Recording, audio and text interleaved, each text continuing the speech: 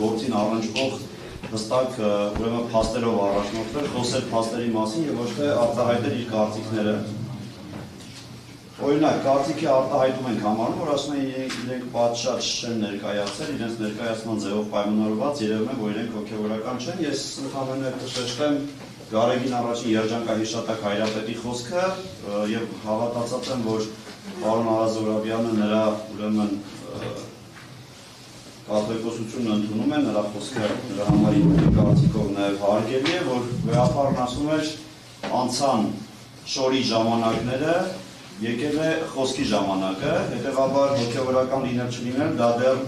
սքեմը հագնելով, հակը լինելով եւ չլինելով պայմանավորված չէ, անհրաժեշտ է որ մարդ ունենա հոգևոր կյանք եւ ուրեմն կարելի է սրա մասին առհասարակ չխոսել։ Երկրորդը սպառնալիքների մասին կուզեմ խոսել, որ ինքը անդադ ասում է հետո դուք դրա համար պատասխան եք տալու, ուրեմն դեռ դատական process-ը ընթանում է, հարցեր կարող եք տալ, դուք որպես դատավոր ձեր կարծիքը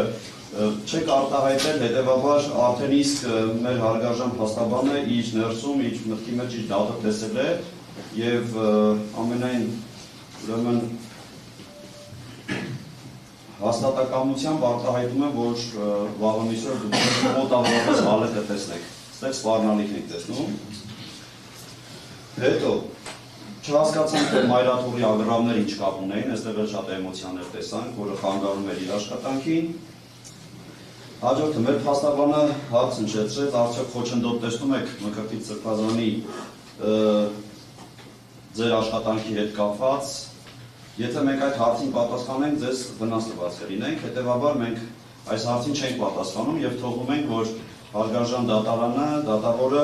ինքը փաստերը համեմելով, ինքը որոշումը կայացնի, կտեսնի թե չի տեսնի, որտեղ նախաքննական մարմինը ամբողջությամբ նյութը ուսումնասիրել է եւ կարծում ենք, որ այս փուլում մենք չպետք է պատասխանենք, հետեւաբար եթե մենք փորձենք պատասխան տալ, ասենք այո, մեր տված այոից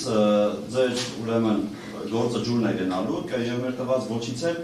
մենք չենք ուզում, որ դատավորի դերը մենք ինքներս ստանձնենք, հետեւաբար որոշել ենք մենք այս հարցին չպատասխանել եւ ձեզ այդ կերպ օգուտ տված լինել եւ շարունակությունը թողնել, որ մեր հարգարժան դատավորը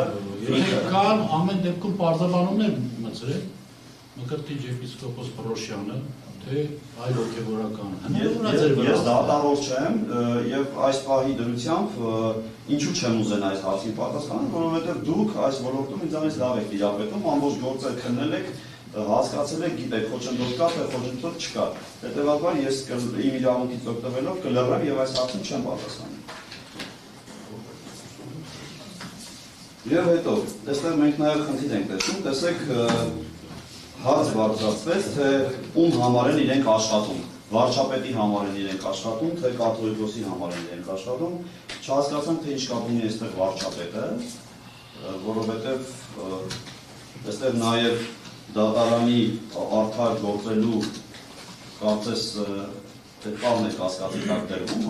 այսպես երևի թե նկատի ունենալով, որ վարչապետը հնարավոր է այս կերպ նաև ճնշում գործադրի, որտեղ դատի սկզբից հենց այս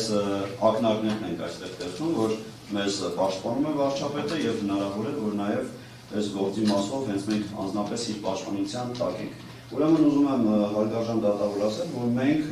ծառայում ենք հայ ժողովրդին, մենք ոչ վարչապետին ենք ծառայում, ոչ էլ կաթողիկոսին ենք ծառայում, մենք ծառայում ենք հայ ժողովրդին։ Այն ժողովրդին, որը այս օրերին մեր ծառայության կարիքը զգում է, մեզ դիմում են, հարցեր ունեն եւ մենք շարունակում ենք նրանց հոգեվոր կյանքի մեջ մեր ներդրումը ունենալ։ Ուրեմն